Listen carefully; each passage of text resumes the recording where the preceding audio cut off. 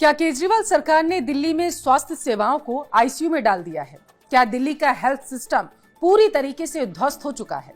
क्योंकि कैग की रिपोर्ट में दिल्ली के स्वास्थ्य सेवाओं की पोल खोल चुकी है। रिपोर्ट में कहा गया है कि दिल्ली के 14 अस्पतालों में आईसीयू नहीं है, जबकि 12 अस्पतालों में एम्बुलेंस ही नहीं है। रिपोर्ट के अनुसार कोविड-19 से निपटने के लिए केंद्र सरकार से मिले 787 करोड़ रुपए में से सिर्फ 582 करोड़ रुपए ही खर्च किए गए, जबकि बाकी राशि बिना उपयोग के ही रह गई। इसके चलते कोरोना संकट के दौरान जरूरी जो काम थे वो नहीं हो पाए, सुविधाओं की भारी कमी रही है। रिपोर्ट के अनुसार स्वास्थ्य कर्मचारियों की भर्ती, वेतन के लिए मिले 52 करोड़ रुपए में से 30 करोड़ रुपए ही खर्च नहीं किए गए, जिससे साफ है कि सरकार ने स्वास्थ्य कर्मचारियों की पर्याप्त भर्ती ही नहीं की, जिससे महामारी के दौरान लोगों को इलाज में भारी दिक्कतों का सामना भी करना पड़ा है। और इसी तरह दवाओं, पीपीई किट और अन्य मेडिकल सप्लाई के लिए मिले 119 करोड़ में से मात्र 83 करोड़ रुपए ही खर्च नहीं किए गए। दिल्ली सरकार ने 2016, 17 से 2020 और 21 के बीच में 32,000 नए बेड जोड़ने का वादा जरूर किया, लेकिन सिर्फ 1,357 बेड ही जोड़े गए, जो कि कुल लक्ष्य का मात्र 4.24% ही रह गया है।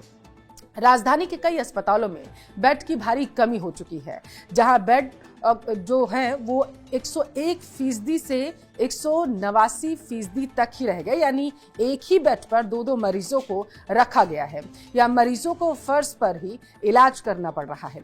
रिपोर्ट में यह भी बताया गया है कि दिल्ली में 3 नए अस्पताल बनाए गए, लेकिन सभी प्रोजेक्ट पहले की सरकार के कार्यकाल में शुरू हुए थे। इनके निर्माण में मात्र 5 से 6 साल तक की देरी हुई है और लागत भी बढ़ गई है। इंदिरा गांधी अस्पताल में 5 साल की अगर हम बात करें तो बताया ये जा रहा है कि 5 साल में लागत जो आई है वो देरी हुई है और लागत में 314 करोड़ रुपए जो है वो बढ़े हैं, ऐसी जानकारी है। बुराड़ी अस्पताल में 6 साल की देरी हुई है। इसके साथ ही लागत की अगर हम बात करते हैं तो 41 करोड़ रुपए बढ़ी है। दिल्ली के जो सरकारी अस्पताल हैं और स्वास्थ्य विभागों में 8,194 पद अभी भी खाली पड़े हैं। नर्सिंग स्टाफ की 21% और पैरामेडिकल स्टाफ की लगभग 38% कमी देखी गई। Rajiv Gandhi super speciality hospital और जनकपुरी सुपर स्पेशलिटी हॉस्पिटल में डॉक्टरों की 50 से 74% कमी पाई गई है। नर्सिंग स्टाफ की अगर बात करें तो 73 से 96% तक भारी कमी दर्ज की गई है। लोकनायक अस्पताल के लिए सर्जरी के लिए बताया जा रहा है कि 2 से 3 महीने और बर्न और प्लास्टिक सर्जरी के लिए 6 से 8 महीने का इंतजार करना पड़ता है।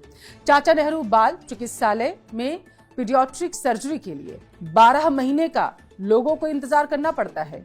जरूरी सेवाओं की कमी, बदहाल मोहल्ला क्लिनिक, हालात तो और भी ज्यादा इससे अब खस्ता हाल हो चुके हैं, बदतर है हालात। 27 अस्पतालों में से बताया जा रहा है 14 में आईसीयू सेवा ही उपलब्ध नहीं है। 16 अस्पतालों में ब्लड बैंक की सुविधा लोगों को नहीं मिल रही थी। 8 अस्पतालों में ऑक्सीजन सप्लाई नहीं थी। 8 अस्पतालों में ऑक्सीजन सप्लाई नहीं होने की वजह से लोगों को परेशानी का सामना करना पड़ा। 12 अस्पतालों में एम्बुलेंस की सुविधा ही नहीं है, जिसकी वजह से लोगों को दिक्कत हुई। CATS एम्बुलेंस में जरूरी उपकरणों के बिना जो है ये चलाई जा रही है। मोहल्ला क्लिनिक की स्थिति भी खराब पाई गई है। 21 मोहल्ला क्लिनिक में शौचालय नहीं, 15 क्लिनिक्स में बिजली बैकअप की सुविधा ही नहीं पाई गई है। 6 क्लिनिक में डॉक्टर्स के लिए टेबल तक नहीं रखे गए हैं।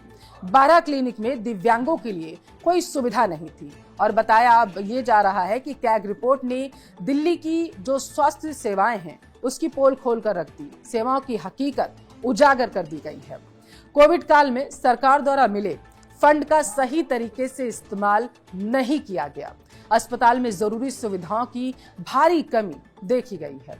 बताया ये जा रहा है कि स्टाफ की भारी किल्लत और भ्रष्टाचार की इशारा कर रहा है कि यहाँ पर भारी भ्रष्टाचार हुआ है। साफ है जैसे कैग रिपोर्ट आती जाएगी, केजरीवाल की मुसीबतें भी बढ़ती चली जाएंगी।